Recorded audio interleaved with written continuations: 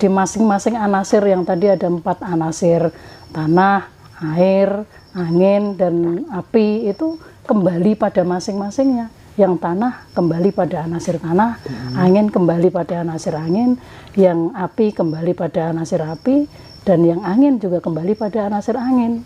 Dan keempatnya ini masing-masing juga punya ruh.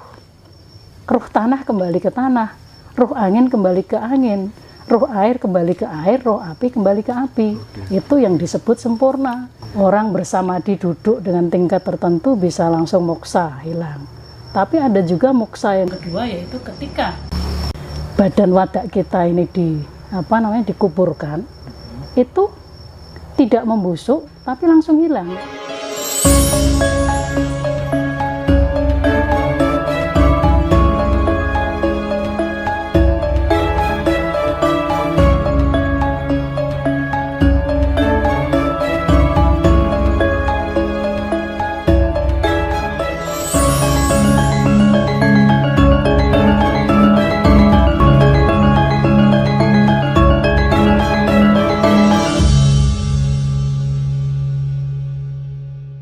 Apa bisa juga kemudian disimpulkan bahwa isi daripada serat ini merupakan gambaran dari Sastro Jendro Hadiningrat, tapi ya ini itu, Mbak. Betul itu. Salah satunya. Nah, jadi begini, leluhur kita itu menggambarkan sesuatu yang sangat rahasia ini dengan beberapa cerita yang harus kita rangkai, cerita itu saling mengisi. Nah, oleh karena itu kembali ya kepada kebinekaan. Jadi perbedaan itu kan seindah, ya kan gitu ya. Perbedaan itu merupakan karunia. Nah, perbedaan itu indah karena karunia. Perbedaan itu menjadi karunia, menjadi merupakan berkah ya. Rahmat. Kalau bisa menemukan persamaannya, itu jelas. Perbedaan menjadi indah kalau menemukan persamaannya, sehingga ternyata satu, hakikat itu satu. Yang berbeda itu di permukaan, yang berbeda itu wadahnya. Ibarat air ya, dari satu sumber ditaruh di tabung kaca yang bentuknya berbeda. Ada yang bentuknya segi 4, ada yang bentuknya segi 3, ada yang bulat. Dari luar kelihatan berbeda. Coba diminum satu persatu, artinya sama. Nah, ini yang dibutuhkan, sehingga menjadi indah perbedaan itu. Tapi kalau tidak ditemukan persamaannya, hakikatnya yang sama, ya bukan indah lagi. Ya perang, saling menghancurkan, saling rebut bener. Nah, inilah yang disebut dengan perbedaan itu rahmat, perbedaan itu indah. Itu Tuhan menyuruh kita untuk bersatu, saling mengisi. Dan itu ditiru leluhur kita untuk bicara masalah yang sakral, yang hakiki, dengan berbagai macam cerita. Ada Gadolucu, ada Dewa Ruci, ada Suruk Linglung. Ini kalau dirangkai, bukan merupakan sesuatu yang saling menambah, akan terbongkar si rahasia ini. Nah, ini sama dengan agama. Perbedaan itu harus dicari persamaannya. Itu baru merupakan rahmat, berkah, dan indah. Ini kenyataan loh. Salah satu mencari persamaannya dengan memasukkan ke dalam. Dengan memasuki kedalamannya. Tapi merasakan betul kedalaman itu. Kalau kemudian ajaran itu sudah diselewengkan, banyak yang dirubah, gimana? Mau ketemu persamaannya? Nah, ini yang membahayakan. Yang membahayakan. Jadi kita harus harus peka bahwa sebelum kita mempelajari itu sini sudah harus ditata lah hati itu, bahwa kita ini mempelajari untuk menemukan persamaannya, untuk kerukunan umat manusia. Itu sudah menjadi bekal. Kalau tekadnya itu ketemu kebersamaan itu. Kalau tekadnya itu sudah mencari perbedaan, ya tambah berbeda, tambah jauh. Congkreh terus. Niat itu tukaran banyak. Oke, Mbak, begitu kira-kira. Sedikit melanjutkan ini, Mbak. Iya. Mungkin nanti Mbak Hadap bisa lanjutkan di kukus selanjutnya lah. Sumber dari segala sumber ini kan, maksudnya sumber kehidupan, Mbak. Kalau menurut tasawuf Islam kan menyebutnya sebagai Allah. Ya, kalau untuk kejawen nyebutnya sebagai urip.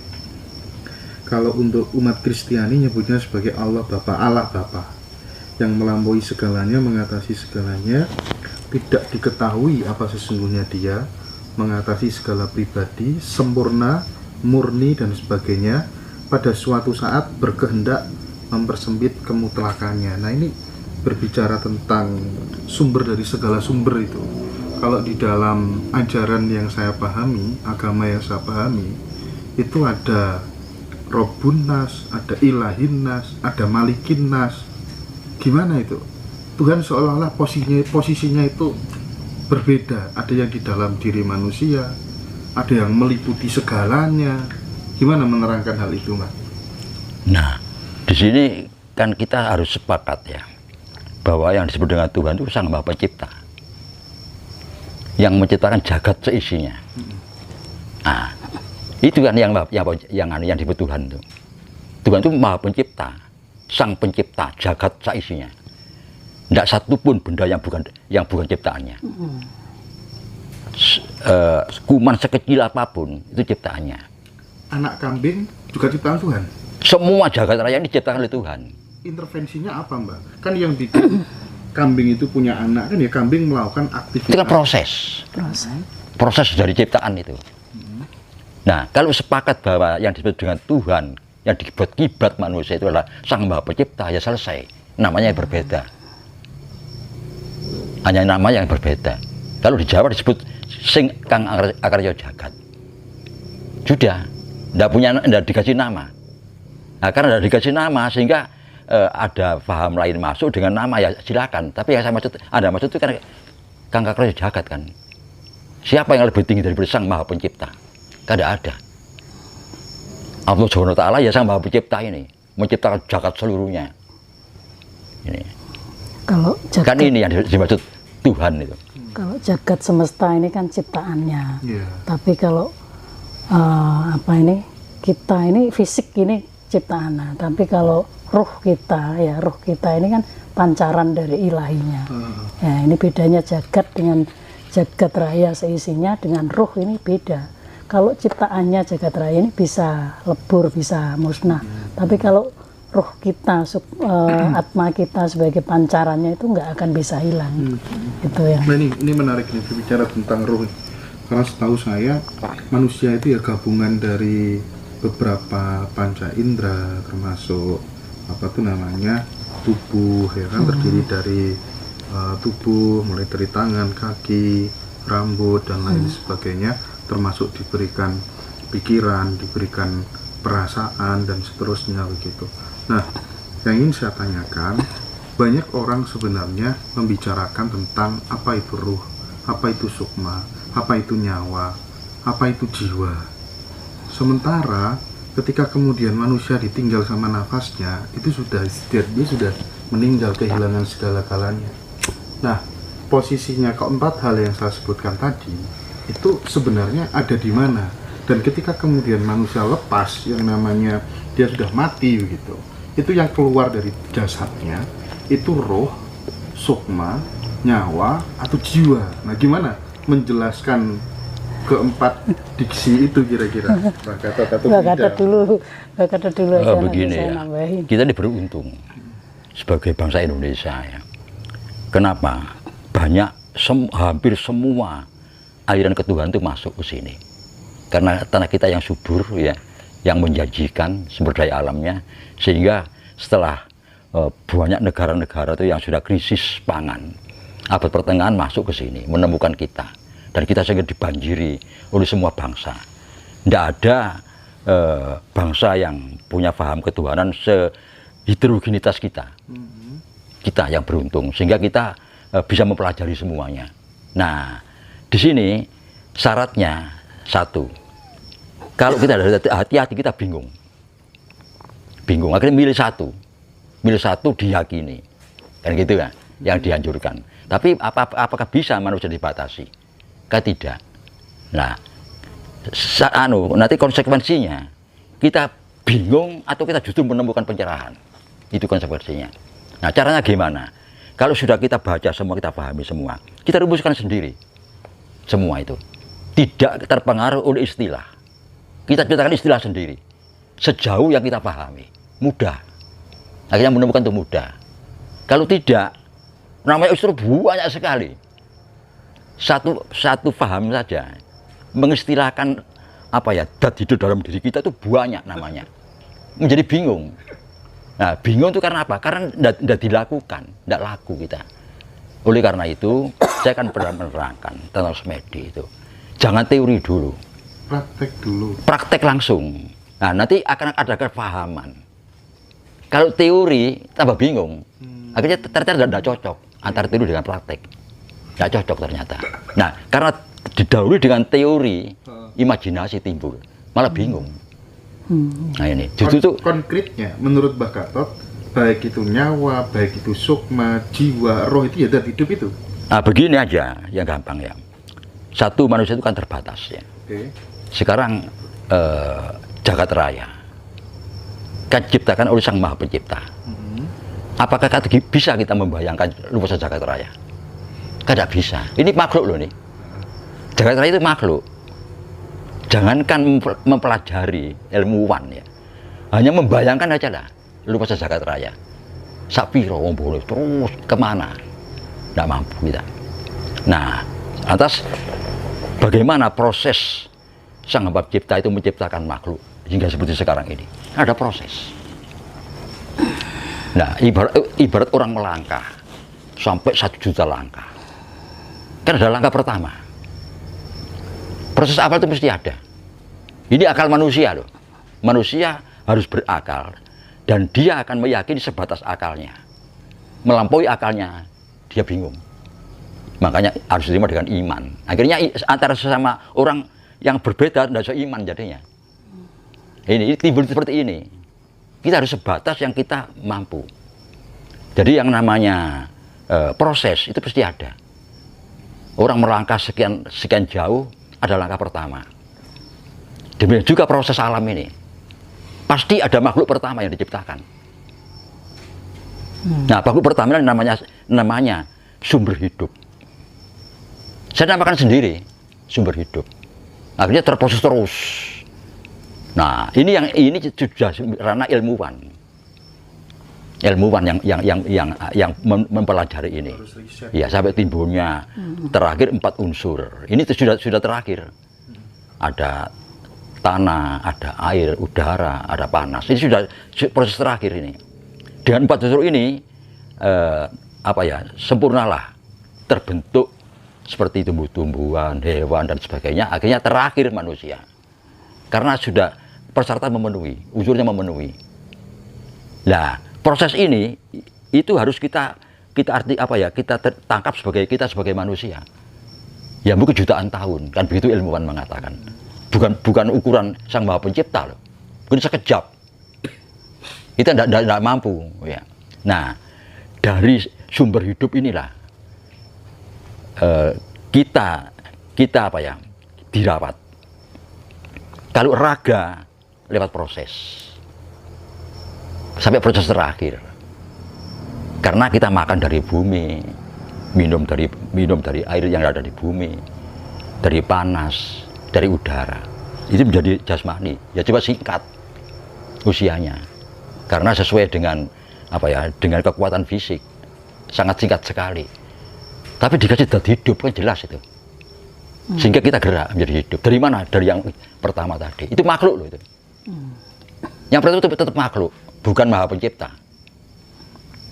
Nah, tapi kenapa walaupun makhluk dalam diri kita zat hidup itu, kita tidak tahu. Itu batasan manusia. Mungkin bisa tahu. Saya tambahkan Mas mengenai pemahaman tadi tentang jiwa, roh. Terus apa tadi yang sampai takut? Nyawa, sukma. Roh itu sama nyawa ya, bisa dikatakan sama. Kalau manusia ini kan terbentuk dari 3 hal. 1 badan wadak, 2 badan halus. Badan halus itu bisa disebut sukma juga. Yang ketiga itu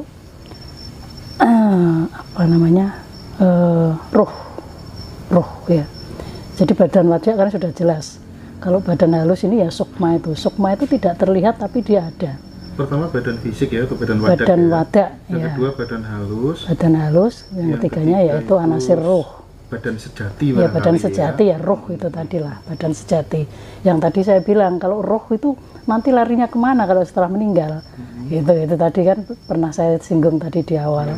Kalau badan wadak kan sudah jelas nanti. Badan wadak terdiri dari 4 anasir tadi, air, api, angin, tanah, ya ta? Jadi kalau kembali ya jelas nanti kembalinya ke alam. Nah itu. Nah sukma ini begitu sukma ini kan yang masuk, sukma ini kan seperti sukma itu badan halus, Bu?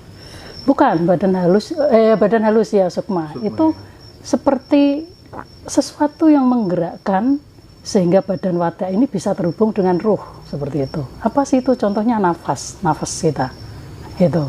Bisa dibilang nafas itu wujudnya dari sukma atau gimana? Nah bukan wujud tapi ya ngomongnya yo sing sukma itu, keberadaan sukma itu bisa kita lihat dengan adanya kita bernafas yang bisa menghubungkan badan wadak kita dengan badan halus kita itu, yaitu dengan bantuan nafas atau yang kita sebut udara dari alam semesta. Jadi yang menghubungkan antara jagat ageng dan jagat alit kita. Kalau badan halus atau ruh itu adalah merupakan badan halus kan sukma. Sukma ya. Badan sejati atau roh itu kan merupakan pancaran dari ilahi. Nah, itu yang ketika kita meninggal sudah jelas ini kembali lagi. Wong tidak hilang tapi roh ini kan pancaran dari sinar ilahi. Ya toh? Jadi ya balik lagi menjadi pancaran ilahi beliau. Sedangkan yang lain-lain ini tadi ya kembali ke alam. Maka terus yang bertanggung jawab yang halus atau yang mana, Bu? Yang bertanggung jawab terhadap apa yang kita lakukan di sini di kehidupan selanjutnya. Ruh nanti dia akan turun lagi, tidak akan hilang, tapi dia akan turun untuk melanjutkan kehidupan kita selanjutnya. Untuk kalau yang punya karma, dia yang akan bukan mewakili tapi turun lagi untuk kehidupan selanjutnya untuk menyelesaikan karma atau penebusan karma semacam itu. Nah, maka kadang-kadang kalau orang tua kita, orang Jawa bilang itu piye sih jenenge mati sampurna itu kan ya. Ya sing mati sampurna ya ketika badan kita sudah bisa diterima dengan sempurna oleh alam. Gitu. Jadi masing-masing anasir yang tadi ada 4 anasir, tanah, air, angin dan api itu kembali pada masing-masingnya. Yang tanah kembali pada anasir tanah, angin kembali pada anasir angin, yang api kembali pada anasir api, dan yang angin juga kembali pada anasir angin. Dan keempatnya ini masing-masing juga punya ruh. Ruh tanah kembali ke tanah, ruh angin kembali ke angin, ruh air kembali ke air, ruh api kembali ke api. Itu yang disebut sempurna. Maka kalau di pemahaman orang Jawa ya, moksa itu kan ada 2 macam. Ya. Orang bersamadi duduk dengan tingkat tertentu bisa langsung moksa, hilang. Tapi ada juga moksa yang kedua, yaitu ketika badan wadak kita ini dikuburkan, itu tidak membusuk tapi langsung hilang. Itu moksa. Moksa setelah dikuburkan. Jadi bukan hilangnya bukan karena membusuk, tapi begitu. Ini untuk orang-orang tertentu. Jadi orang-orang suci tertentu. Jadi ketika dikuburkan mungkin 1-2 hari itu langsung kita buka kuburnya itu nggak ada, hilang, tidak ada bekasnya. Itu moksa setelah meninggal. Ya, jadi itulah yang disebut dengan mati dengan sempurna. Nah, jangan kadang-kadang ada segolongan orang yang non sewu melihat fenomena orang dikubur sekian tahun masih utuh gitu, dan mereka memahami ini sebagai suatu keajaiban gitu. Kalau menurut pemahaman tertentu ya monggo, tapi kalau menurut pemahaman kasampurnan alam semesta ini belum bisa sempurna, belum bisa diterima oleh alam, belum bisa kembali ke asalnya, gitu loh. Jadi kapan meleburnya? Ya nunggu akhir zaman, kapan ya nggak tahu. Itu pemahaman itu.